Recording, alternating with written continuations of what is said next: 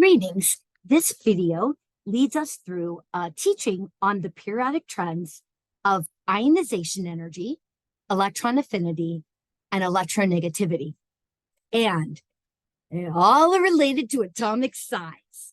So remember, as one proceeds down a group, as the elements have been organized on the periodic table, atomic size increases.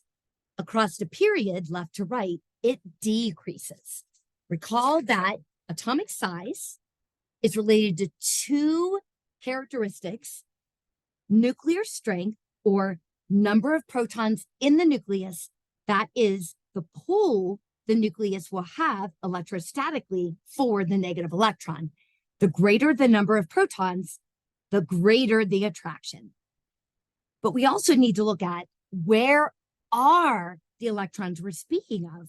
Are they in the outermost energy level, which down a group, we are adding consecutively further energy levels? Or are we moving across a period?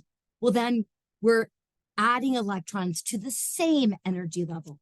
Hence why we get larger and then we get smaller. So to our first trend, ionization energy is the energy required. We need to invest it to not just excite an electron, but remove it from a neutral atom or an ion. We are forming cations. Now, we can have consecutive ionization energies. The ionization energy that would be required to remove an electron from the neutral atom, creating a +1 cation, we call ionization energy 1. To remove the second electron, after we've removed the first, is called ionization energy 2. To remove the third, ionization energy 3, and 4, and so on, and so on, and so on. We'll come back to these in a moment. Recalling that our atom size increases and then decreases. Well, the question for ionization energy is, how close is that electron to the nucleus? Remember, the closer that electron is, the lower in energy, which means the more energy you have to invest, or has to be invested, to remove the electron out of the atom. We need to look at distance from the nucleus, but also how strong is that nucleus at holding those electrons there? Well, as we proceed down a column, our electrons that we're trying to remove from outside in, that's the direction we'll go. When we're adding energy, we're first going to take away the outermost. So as we proceed down a group, our atoms get larger, so we are adding the electrons from further and further energy levels. They will not be held as strongly. So ionization energy, we'll go talk about down a column, actually decreases down a column because you are removing electrons from further away energy levels. Let's say third energy level versus second energy level. Let's see, the greater the distance of the electron from the nucleus, the less strongly it is held, or the smaller the force of attraction of the nucleus for that electron. Therefore, less energy required or needs to be inputted to remove the electron. So it'll require less energy to remove from cesium, which we'll be removing from the 6th energy level, versus potassium, removing from the 4th. As we proceed across the period, we're removing from closer to the nucleus. So ionization energy will increase. We are removing electron from a closer position to the nucleus. So that electron held more strongly, therefore, greater energy required to remove. We know that the increased nuclear strength will be exerting a greater force of electrons added to the same energy level. So our atoms get smaller. These electrons are closer to the nuclei. Therefore, will require more energy to remove, and ionization energy will go up. Well, ionization energies to remove consecutive electrons go up. To remove the first electron from a neutral atom, let's just say it requires 200 kilojoules per mole. Well, the next likely will double or triple. So let's just say 450 kilojoules per mole, and it'll keep going up and going up. When you remove consecutive electrons, the remaining electrons naturally get a little closer to the nucleus because there's less electrons there that are causing repulsion. And so as you're removing consecutive electrons, the electrons themselves are moving closer and closer and closer, requiring then more energy to remove. Okay, so on to our next one. Ionization energy is the opposite. It is the energy released when an electron is added. We are forming anions. When an electron is added to an atom, when it feels the attraction of the nucleus, will have a lower energy than it was on the outside. Remember, the closer to the nucleus, the lower in energy. So as we proceed downward, electrons are losing energy as they get accepted into the atom. However, as they're getting accepted from further away positions, because our atoms are getting larger, there's less energy that's going to be released. The closer an electron can be added to the nucleus, the greater the energy released, because we know the closer an electron is to the nucleus, the lower in energy it is. That energy has to go somewhere. It gets released.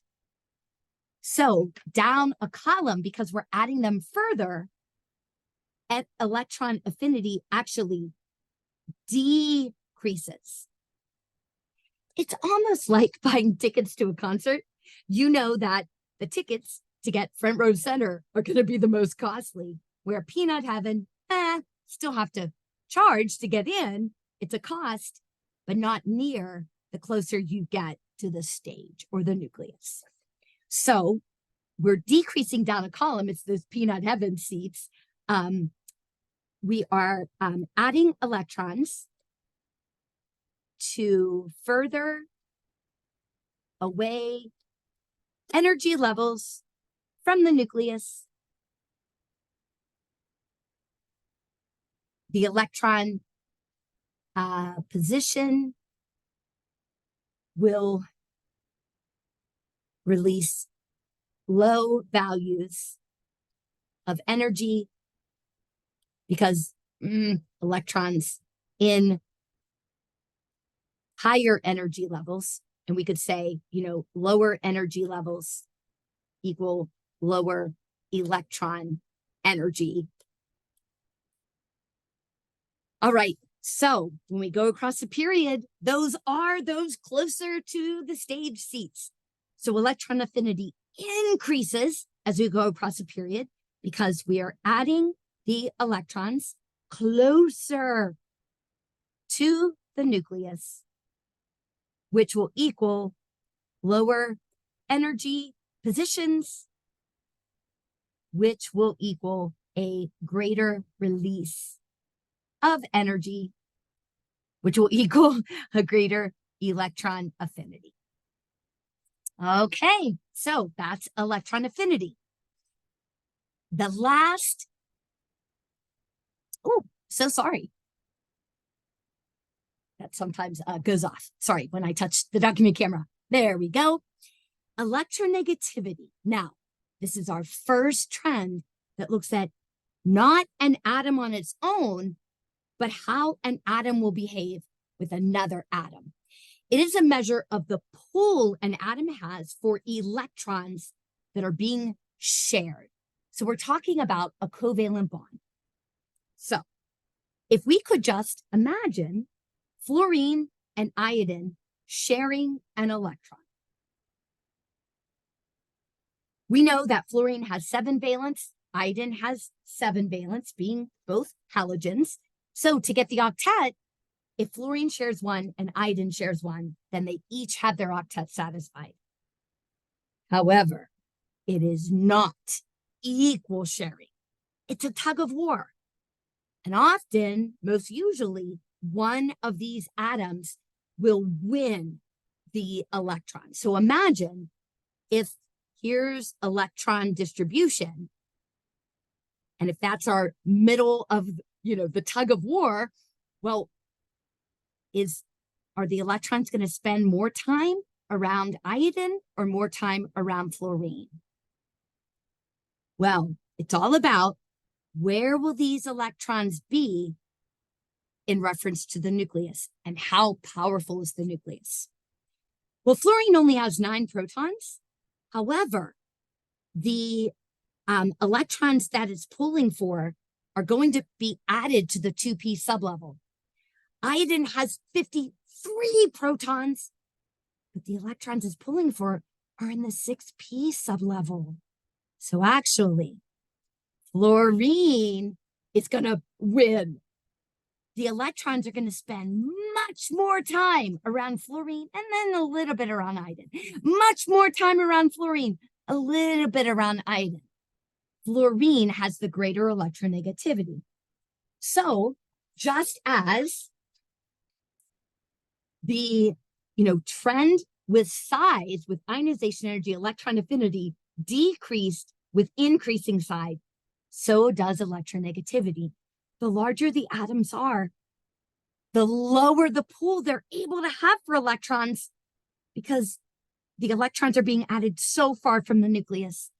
But as we proceed to the right, electronegativity increases because the electrons that are being pulled are much closer to the nucleus. So the force of attraction experienced will be greater. If we take a look, actually, it's quite an interesting observation that actually all the trends besides size develop in the same way. So as we proceed down a column, we know atomic size increases, but ionization energy decreases, electron affinity decreases, electronegativity decreases, all because the electrons are further from the nucleus that we're trying to remove, so not much energy will be required to remove them. Or if we add them, they're being added far from the nucleus, so those are our peanut heaven seats. It's not going to release a lot of energy, or it's not going to have that great of a pull because the electrons are being added so far from the nucleus, or being, trying to be added. And then the opposite for as we decrease size. We're trying to remove electrons from closer to the nucleus, more energy required. We're adding them closer to the nucleus, more energy released. And the pull for the electrons will be closer to the nucleus, a greater electronegativity. Okay, best of luck.